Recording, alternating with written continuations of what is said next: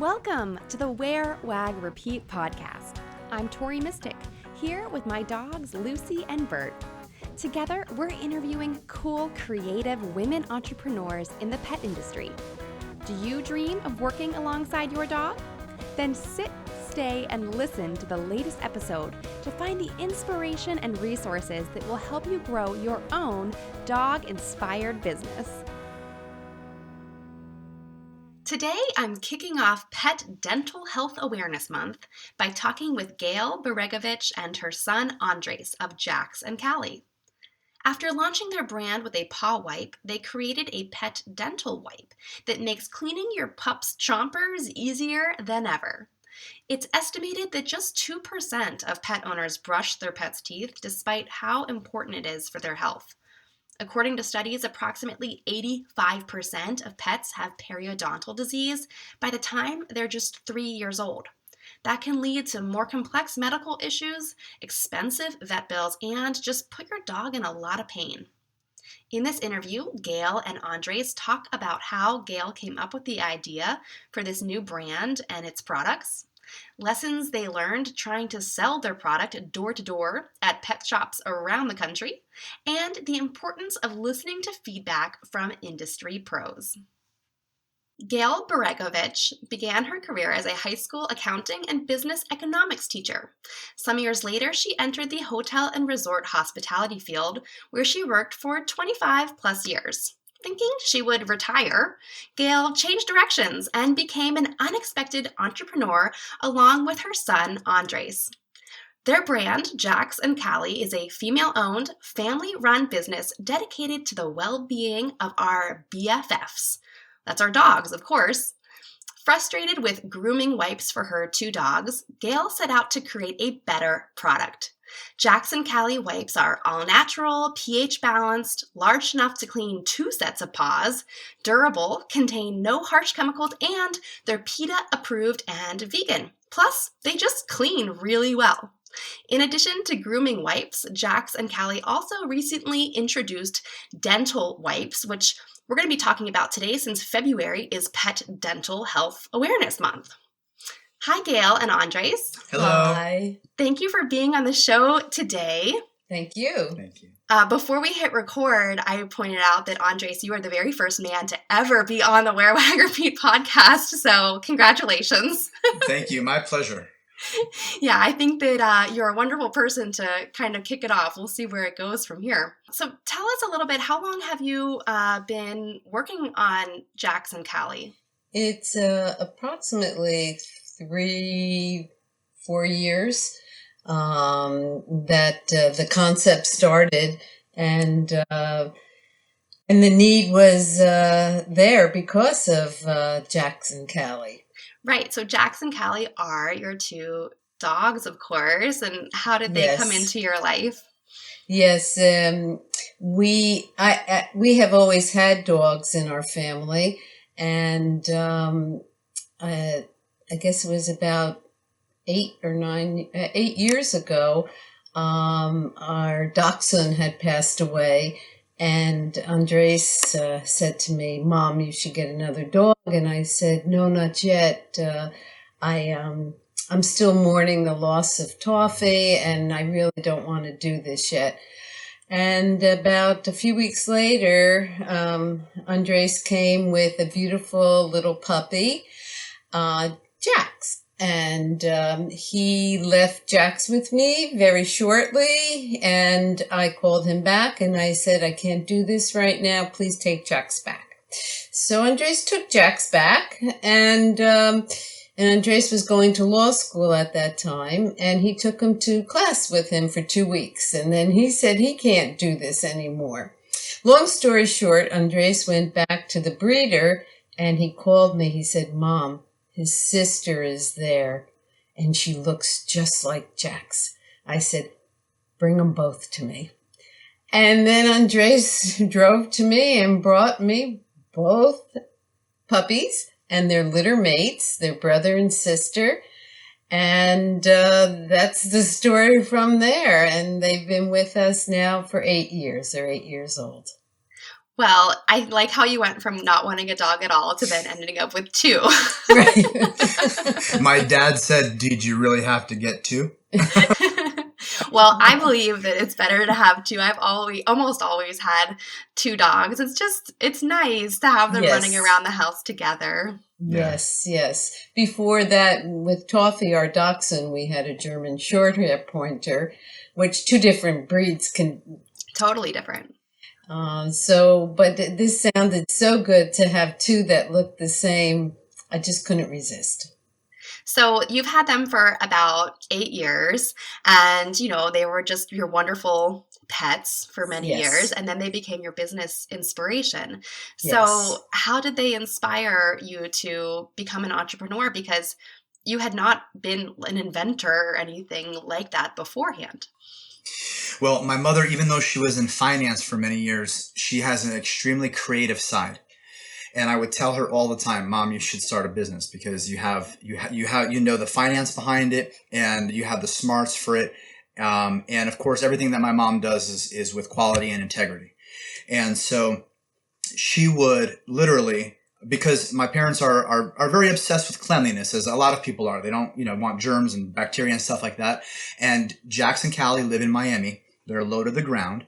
And so, it's hot, there's dirt on the ground, and every time they come in from a walk, my mom would take Jax and Callie and put them in the slop sink and wash their feet.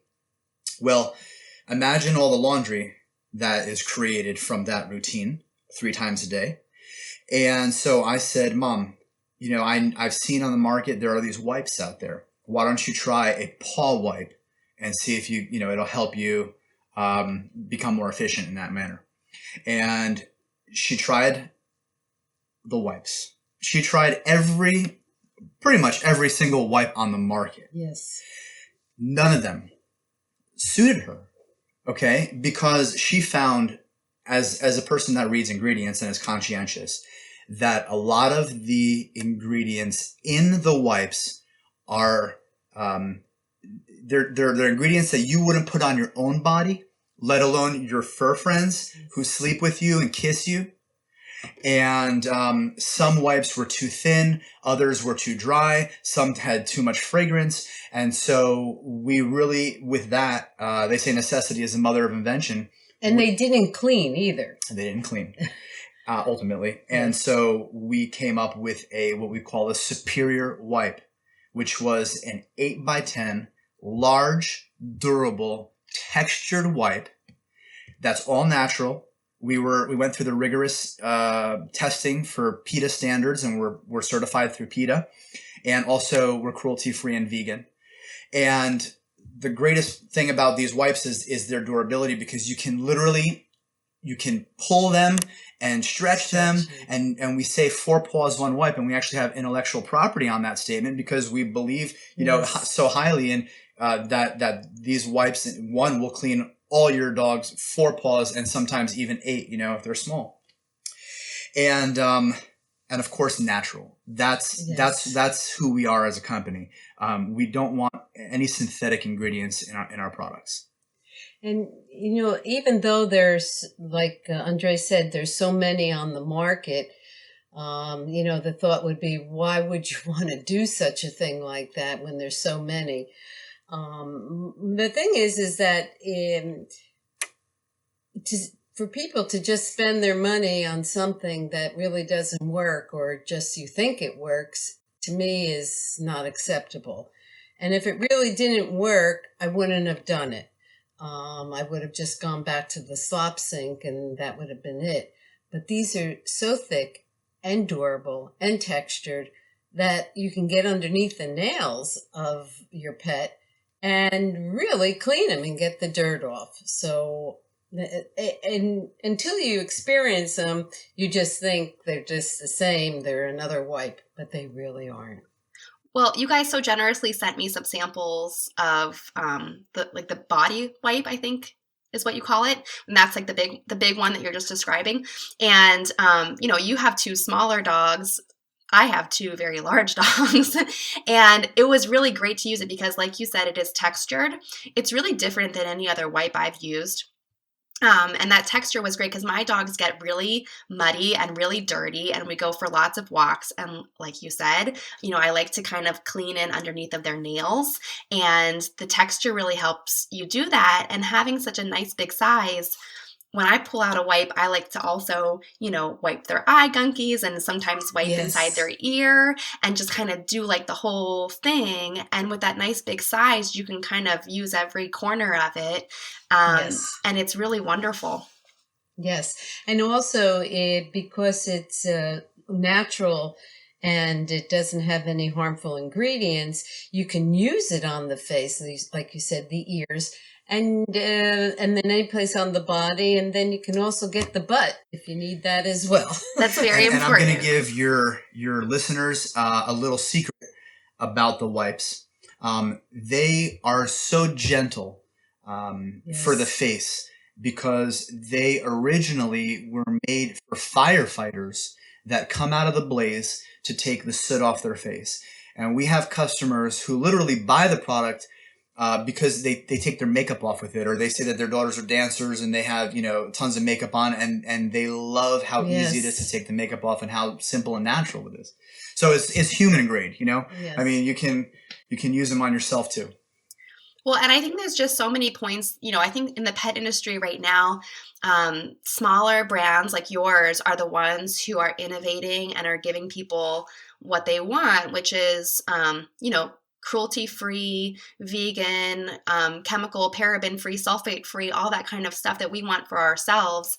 And, a lot of times those big brands are just kind of dated, and Hmm. they Yes. can't innovate as much as young startups like you guys. So I think Yes. that's really on trend. Yes. Yes.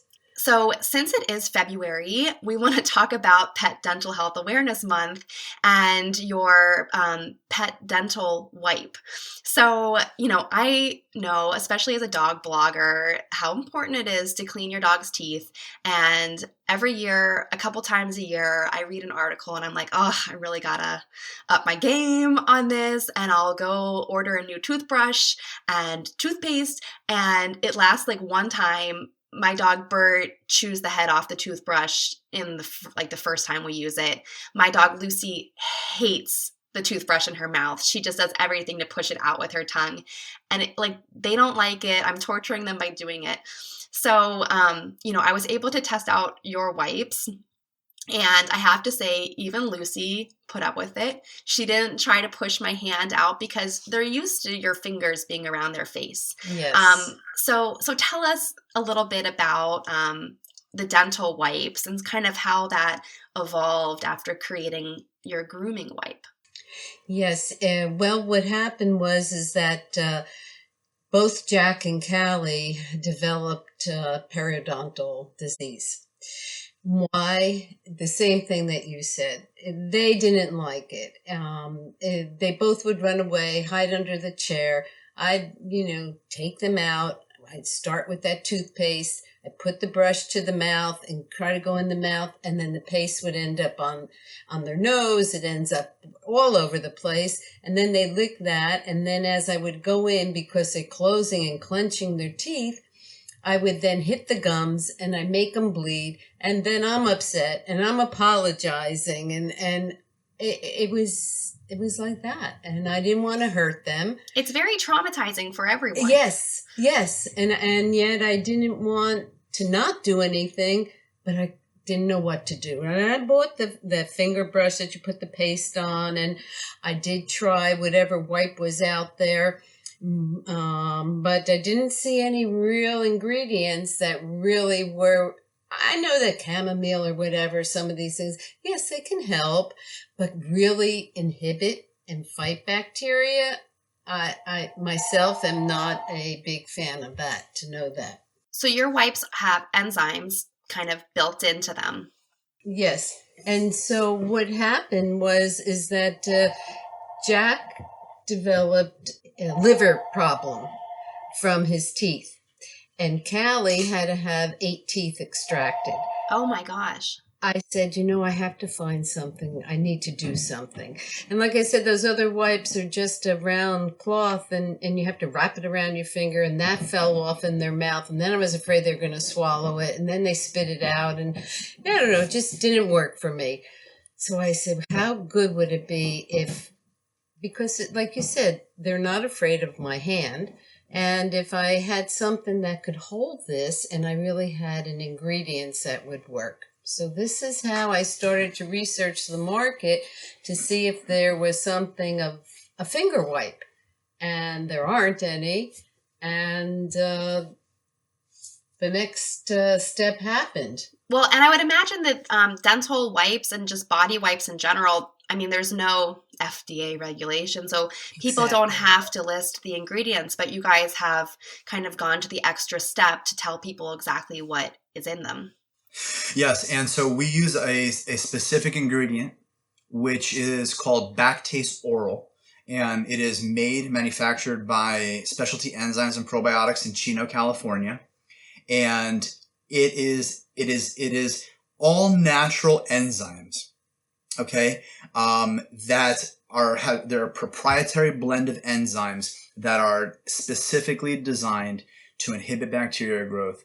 And also, make teeth whiter and brighter. And so that is the active ingredient in this product. It is a fabulous ingredient. Yes. We've seen case studies and tests on its efficacy, and we're really impressed with it. So I want to ask you from like a business startup perspective, because so many of the people listening to this show, have a dream of a pet-related business they want to start up. And you've done an amazing job of, connecting with experts and, cutting edge technology. And, how do you have any advice? How did you kind of like figure it out? Who to even call to get this stuff developed? We had no idea. Right. Really, that in itself should be great encouragement. We had no idea what we were doing. I mean, we didn't know, first of all, how to even sell our products. We would travel door to door to different cities in the United States of America and take our samples with us. Big bags. Big bags. And we would go to every single pet boutique or natural holistic pet store in that city. Andres and I would walk from store, or we'd take Uber. And we would Uber to every store, and we would do that for like two full days. 2 full days in each city, and we would meet the managers or the owners and develop a relationship or not, and then have to go back the next day or never get in touch with anybody. And so finally we realized that there was something called a trade show, where you basically have a booth. It's like your office, and people come from all over the country. And they come to you. Yes. Yes. So that was a huge eye-opener. And then, of course, when you're at the trade show, how do you sell? Because the first thing we had was the wipes. And so I used to just hand out wipes, and I wasn't getting any sales. And as much as we want to provide a quality product, we also need revenue in order to continue to operate our business. So we were giving everything away. For free. Try it. Hoping that they would come back and buy it. And, it just didn't happen. And so you have to develop a pitch, and you have to, of course, with sincerity, but you have to figure out a way to actually ask for the sale, to ask someone to buy your product. And once I think you get that down, you're much more comfortable with making the sale, because it's not something, asking for money was not something that we were comfortable with, saying, okay, well, here's the price. But of course, that's the reason why you're there. And so sales was a taught experience. Yes. And we met people at the trade shows that would tell us, hey, what are you doing? Or, you need to improve in this way or that way. And so you take constructive criticism and advice, and you listen to as many people as you possibly can. And then the other thing is, there's lots of challenges. Yes. It's something that it takes time. Oh, and it really does. Real quick, I mean, there's a huge difference between costs, your landed costs, retailer pricing, distributor pricing, and then you have international distribution, and want exclusivity, and Right. all these themes. There's not a book out there that says, hey, you Right. need this margin, that margin Right. in this case. But when you speak to people who have been doing it, I think it's sort of learned. And we would love to pass that information and knowledge on to anybody else also, because That was a real learning it's a real experience. learning Even though I'm in finance for so many years, not in that section, and how to, with distributors and with retail costs, do all these things. That was a learning experience. And then, of course, we had production delays. I mean, anything that you could imagine Yes. in launching a product. My mother has almost dropped into a deep depression, and we've Luckily, you have your dogs by your side to help you. And then we look at Jackson, Cali. Right. Right. Yes. Yes, well, it's almost like I'm doing a renovation at my house right now, and I thought it would take like a month or so, and we're like 3 months in, and it's not close to being done. Exactly. So it's a lot like that, you know, Yes. and it's always Yes. more expensive than you think it's going to be. Yes. And Yes. but you know, I would hopefully like- it all works out in the end. Yeah, and I would like to give just some advice, right? Sure.